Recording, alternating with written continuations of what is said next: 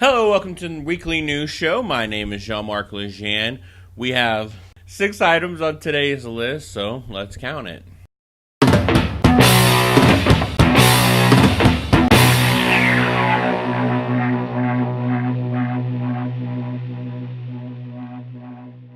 Number 1, Call of Duty World War II Zombie Nazis trailer dropped, and oh boy does it look scary. The makers of this game said they want to bring it back the undead to their horror roots. And yes, this looks very scary, the monsters look very strong, and it just looks like you're running away from them over, like shooting and running and shooting and running.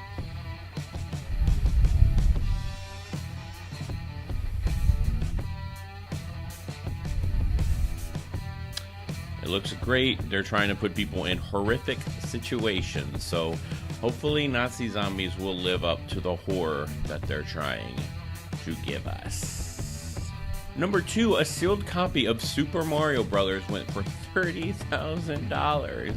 Yeah, so if you had a copy of Super Mario Bros. Just laying around and it has plastic around it, go sell it immediately, because there are people with disposable incomes who need it. So this is amazing to me. Number 3, this isn't necessarily video games news, but in Japan, there is a CG woman selling beer in a supermarket. Yeah, and there's a video of it, and I guess it's a video game come to life because it's an inanimate object waving its hands around and stuff and showing people beer. I don't know what else to say about that. Number 4, speaking of advertisements, Final Fantasy 13 characters were used in a Nissan commercial. But I guess it was popular in Japan, I guess. So they're in a commercial. Cool. Number 5, Overwatch League has just shown what they're going to be paying their players and the benefits associated with that. If you've never played Overwatch, it is a PvP shooter game, player versus player, and they're setting up leagues around the world, and they talk about pay structure, so here we go. Salaries and benefits for the upcoming Overwatch League, revealing that each player will earn a minimum of $50,000 a year, and they're going to have to do a 1-year contract. On top of that, at least 50% of the bonuses earned from winning events goes directly to the players. The bonus pool for all events in season 1 is $3.5 million, with at least $1 million going to the championship team alone. For each team with only 6 players, a roster can have up to 12, accounting for subs. That's $83,000 a year, and if you have a winning season. There are currently 7 cities around the world that they're going to do the Overwatch League: Boston, Los Angeles, Miami, Orlando, New York City, San Francisco, then Seoul, and Shanghai. They're signing up between August 1st and October 30th, so it won't be long before you see these rosters start to form up. Also, they get medical benefit. In addition to the minimum salary, teams must also provide their players with health insurance, retirement saving plans, and housing and practicing facilities during the season. So, I mean, if you never played Overwatch, it's well worth it to see if you're good enough to go on like a team and earn money playing a video game competitively. The competitive video games are the new hot thing, and this is, wow, they're getting professional football levels of pay. So I'm too old. I heard once you get 30, you can't play professionally anymore, so I'm screwed. So anyone younger watching this, definitely get into professional gaming, because it is lucrative, and I guess you have to be lucky. So I've seen a few professional, man, that's a lot of money and benefits. Number 6, in really cool dad news, the dad made his daughter a functioning diva mech. It's from Overwatch again. So that's a cool dad that he did that. I always wanted that little kid. I wanted that little like Jeep that you drive in, you know, the little 4-wheeler, like little, you know, when you're like a little kid, the one that runs on battery, you know. I always wanted that. and I never got it 'cause we were poor. We have 8 items on most people's favorite part of the show. Games that come out this week. Number 1, Pyre. Pyre is well, I'm not entirely sure what it is. It just looks kind of crazy, and it's just a lot of things happening, and it looks like it looks like a grid-based kind of fighting game, but then you can move around freely around the.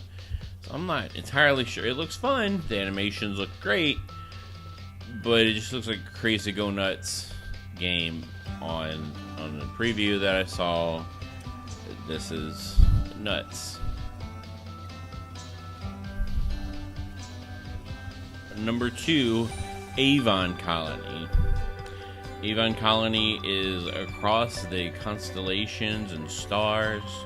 You are building a community for people to come to and live in and defend, and you're basically sucking up resources in each world, which probably assumes that humans in this are tyrants, but you also have to fly around and explore, make sure that you get the most resources possible, seeing alien life at each new planet that you go to, and just struggle to stay alive.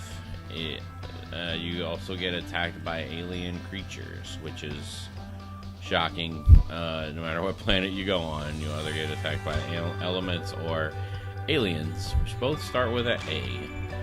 So, yeah, it looks extremely. It basically looks like SimCity in space, but oh man, it actually looks really, really super amounts of fun. So, yeah, go check this game out. Number 3, Super Cloudbuilt.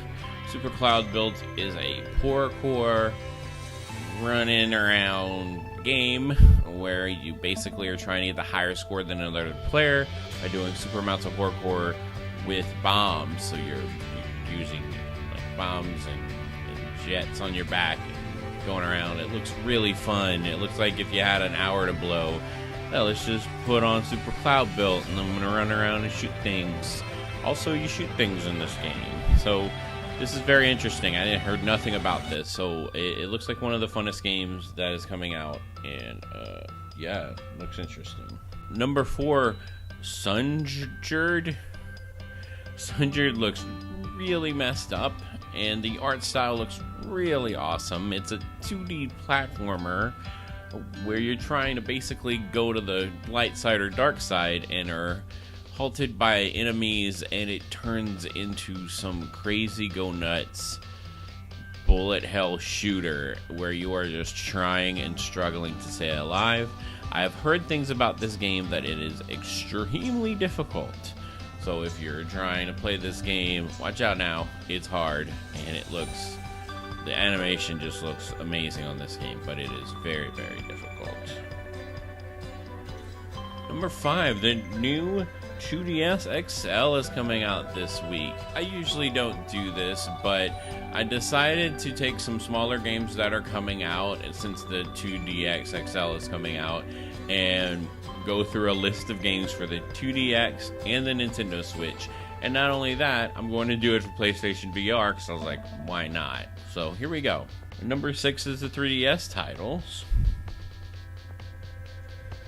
Miitopia, Hey Pigman, and Dr. Kawishima's Devilish Brain Training. Can you stay focused? Number 7 are Switch titles. Namco Museum, Ultra Hyperball, Cubic Paint, Overcooked, and Fate/Extelia the Umbrar Star. And number 8, PSVR titles: Heroes of the Seven Seas, Infinite Mini Golf, Smashbox Arena, and Tiny Tracks. This has been the Weekly News Show. My name is Jean-Marc Lejean. Please hit that like and subscribe button if you like what you can see. And also watch more of my videos.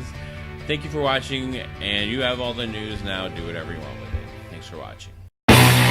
Bye.